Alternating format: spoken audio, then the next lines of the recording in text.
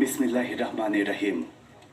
এটা নবী মুহাম্মদ, আনসার এবং মুজাহির মুসলিমগণ আর যারা রাসূলের অনুসারী আর সংগ্রামের সঙ্গে তাদের পক্ষ থেকে একটি সুনির্দিষ্ট চুক্তির দলিল। অন্যদের মোকাবেলায় তারা এক উম্মত গণ্য হবে। কুরাইশের মুহাজিরগণ প্রচলিত প্রথা অনুসারে রক্তপণ আদায় করবে এবং যুদ্ধবন্দীদের মুক্তিপণ পরিশোধ করে মুক্ত করবে, যাতে মুমিনদের সম্পর্ক ভারসাম্যপূর্ণ হয়। আউফ গোত্র প্রচলিত প্রথা অনুসারে তারা রক্তপণ আদায় করবে এবং যুদ্ধবন্দীদের মুক্তিপণ পরিশোধ করে মুক্ত করবে, যেন ভারসাম্যের সৃষ্টি হয়। সায়েদা গোত্র প্রচলিত প্রথা অনুসারে রক্তপণ আদায় করবে এবং তাদের যুদ্ধবন্দীদের মুক্তিপণ পরিশোধ করে মুক্ত করে নেবে। এবারে হারিস গোত্র প্রথানুসারেই রক্তপণ আদায় করবে এবং যুদ্ধবন্দীদের মুক্তিপণ পরিশোধ করে মুক্ত করবে, যাতে মুমিনদের ভারসাম্য রক্ষা হয়। জুশান গোত্র প্রচলিত প্রথানুসারে রক্তপণ আদায় করবে এবং যুদ্ধবন্দীদের মুক্তিপণ পরিশোধ করে মুক্ত করবে, যেন মুমিনদের পারস্পরিক আচরণ ন্যায়ানুগ হয়।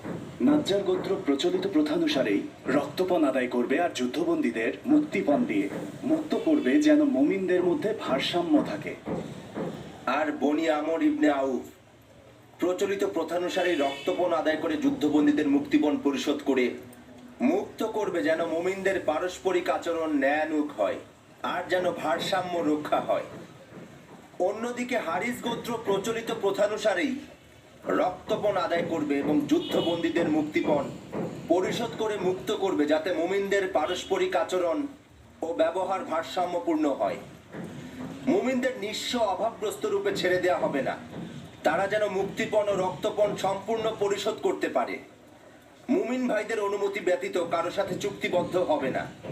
যে ব্যক্তি অন্যায় করবে বা গুরুতর অপরাধ, অবিচার, বৈষম্য, পাপ, সীমালঙ্ঘন বা মুসলিমদের মধ্যে বিশৃঙ্খলা সৃষ্টি করবে, মুমিনরা সমবেত হস্ত তার বিরুদ্ধে উত্থিত করবে, কত সুন্দর আইন। যদিও সে তাদের কারো আপন উত্তরাধিকারীও হয়।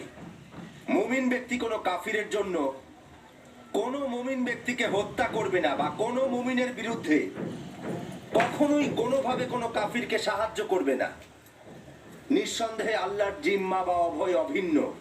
যে কোনো সাধারণ ব্যক্তি অভয় দিয়ে সবাইকে চুক্তির মর্যাদা ও সম্মান রক্ষায় আবদ্ধ করতে পারবে। সকল মুমিন ভাই ভাই। ইহুদিদের মধ্যে আনুগত্যকারীরা তারাও সাহায্য ও সমতার হকদার। তাদেরকে কোনো প্রকার সাহায্য কিংবা জুলুম করা হবে না। মুসলমানদের সন্ধিও অভিন্ন।